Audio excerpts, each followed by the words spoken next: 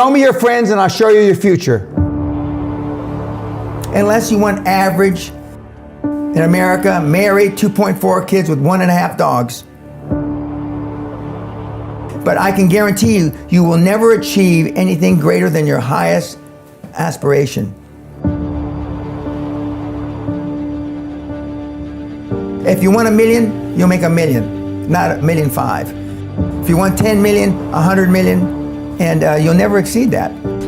If you change 1 billion lives, that's a formula to become a billionaire and change the world. Time costs lives. Show me your friends and I'll show you your future. You want to know why you're all f***ed up? Just look at the bums you hang around with. I do what you don't want to do, that you know that you got to do to be where you want to be. Ted Turner just gave his 75th anniversary party on CNN a few months ago. And he makes a couple of comments and he says, number one, and I'm not suggesting this for everybody, it's how I live though. First 10 years of my starting CNN, I slept on my couch. I didn't have an apartment. Bill Gates slept in the office. Steve Jobs slept in the office. And I can go down a whole list. Now these are super successful, mega wealthy guys. I slept in my office. Not everybody's willing to make that sacrifice. But it's not the only thing. But even if you don't sleep in your office, if you want to send your kids to a better school, if you want to be able to take care of your mother when she gets dementia, if you want to, this all takes money. My children aren't getting any of my money when I die. Not one centavo, not one penny. And 2 of my kids are cool with it. One of them's not so cool with it. I'm not gonna, I think Andrew Carnegie, by the way, Andrew Carnegie, arguably the richest, most successful entrepreneur of all time, he said the best thing that you can have for a child is him to be born into poverty. And I agree.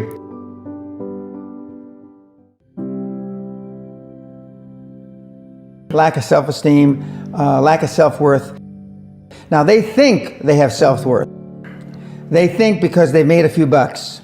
But in actuality, and when they measure it against the other 8, 10, 12 people sitting around the table, they realize, or they start to question, hell, maybe I was just lucky. Now, all of us, when you're only a one-trick guy or gal, think, was I lucky? Now, I've done it so many times, I know I wasn't lucky. I might have been lucky the first time, but I haven't been lucky the 15, 20, 40, 50. I know that. Okay. But maybe I was lucky the first time. But my life changed when I was pretty much a haphazard kid, got in a lot of trouble, got arrested 4 or 5 times, thrown in jail. And this was when my dad's a cop. But then I volunteered for the draft in 1966 at the height of the Vietnam War. And I went to OCS, and that changed my life because it was the really first real high performance thing that I could measure myself against with other people. 2/3 of all Fortune 500 CEOs have one thing in common: military background. Really? 2/3 of those 2/3 have something else: martial arts. What do you learn in martial arts, Brian? Discipline, focus. A lot of people don't believe they deserve to be there. I convince them, and we have these drills, why you belong there. A lot of people that come there, with money, that have made money, think they made it by accident. Right. I just had one of my superstars who's made $100 million tell me in the last week, I'm not sure I'm going to have another lucky accident. And I said, you did it. I mean, you tried a lot of things. I believe Thomas Edison, I wouldn't have done it 10,000 times. Okay. I would have hired an engineer from MIT to do it. But I mean, I've tried a lot of things. Nobody's failed at more things than I have, and the first 100 million are successes, but I could write a book about failures that'd be, because I've tried a lot of different things. Because failure is just testing. And one of the reasons I've been so successful in generating this equity and value in my kids, and I call you all kids, is because I convince them that making a mistake is okay. Your parents probably told you, you can be anything you want. But you can't. That's horseshit. You can't. If it's all juxtaposed. So, but what you tell them is that you can do anything you want that you have passion for, because that eliminates most of the crap. Because most people don't follow their dream. You know, like they say in The Sound of Music, you can't have a dream come true unless you have a dream. Now, I still dream. I dream in Technicolor. I say my affirmations and goals every single night. It's bloody hard to be a high-performance person. Perfection equals paralysis. If you left it to engineers, no car would ever come off the assembly line. No car would ever come off the assembly line, and I've been in business with enough engineers, I can attest to that with my hand on my heart. They'd still be trying to make it better. And the internet business is very much the same. The internet kids want to test and test and test, and they want the landing page to be this. Roll it out. The great thing about the internet is your results are instantaneous. If something that I'm overseeing at Concord level, 60,000 feet, doesn't work in 2 days, forget about it, move on. And today at our meeting, now the young kids are, we ran it 3 days, sir, and we closed it down. And they are thinking I'm going to ask why. I said, no, that's fine, next.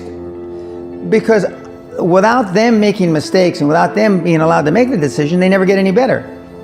And 95% of the time, I know probably better than they do. We're never going to be able to know everything or have them know everything unless they make some mistakes and get comfortable with making mistakes.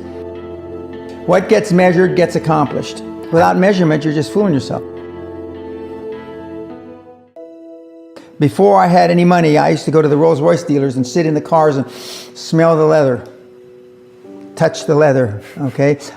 I went to $1 million houses, and my wife and I would walk through the house, and they'd say, when are your parents getting here, kids?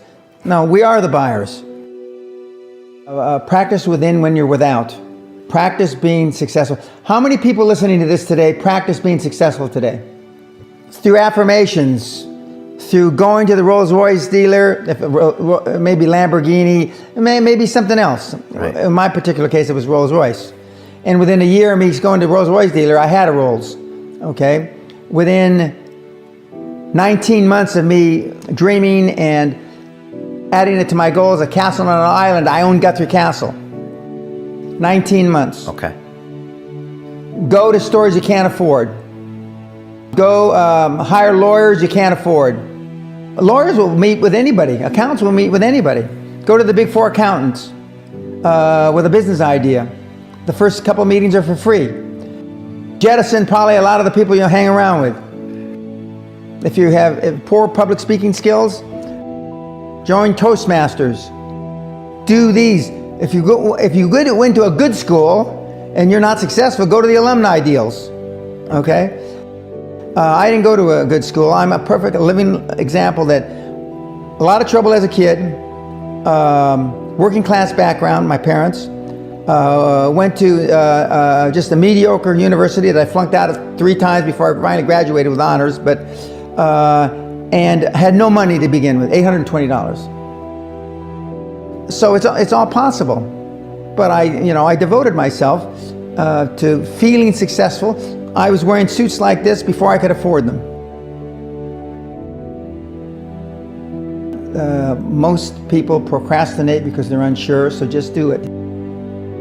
And but I've never had a problem just doing it, because one of the things is you learn as a young combat infantry officer is time costs lives. We overanalyze because we're unsure. We don't overanalyze because we are not sure if it'll work or not. We're more worried about, on the emotional side, it embarrassing us.